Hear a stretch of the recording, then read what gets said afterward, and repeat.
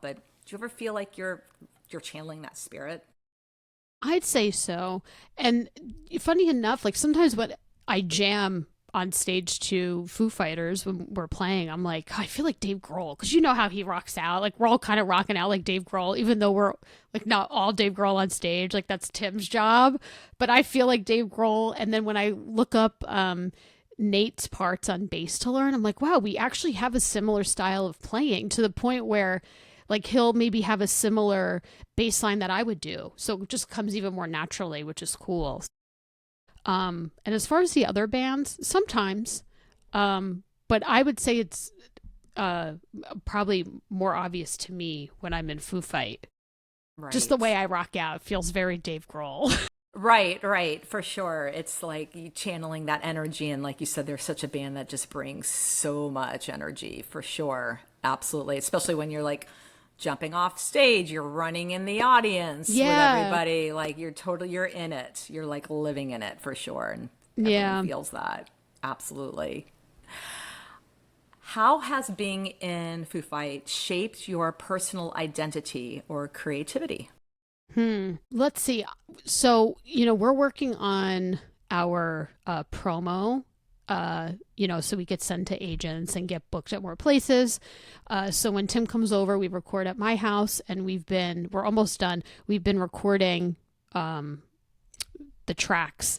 And I feel like I've taken so much from that experience and process because now not only when I listen to Foo Fighters music, but now any other song, I'm really honed in on each instrument and just perfecting my bass lines. And yeah, it's just made me more aware. And I feel like I could really pick apart everything by listening.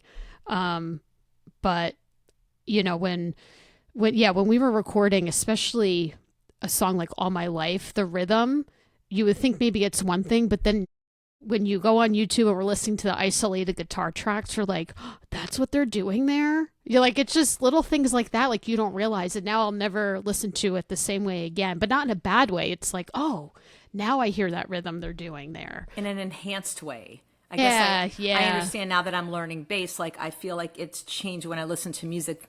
It's all I hear. I can't not hear it. It's hard for yeah, me. In fact, when I go to a like your show or if I'm seeing a show of like a favorite artist, like I'm trying to not just hear the bass. It's hard to do that. Like your mm-hmm. brain now. So what you're saying is when you're recording, you're really like fine tuned. It's like dialed in. You're really Yeah, you dialed in. exactly.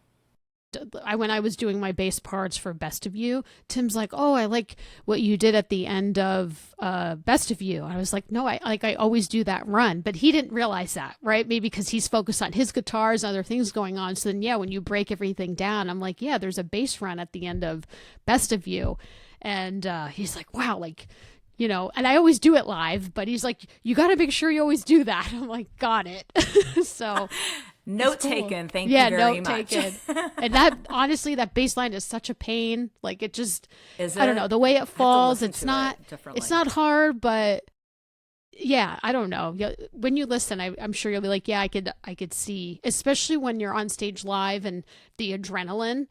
It's like do do do do do do, like yeah, just the way it goes down. So when I Oh was my recording God. it, of course, now I'm like, now I have to nail it. Like sometimes live, you could get away with, It's rock and roll. It doesn't yeah, matter. exactly. Right. It's rock and roll and raw, and no one's really honed in on that. But yeah, when you're recording, it's just you and the click.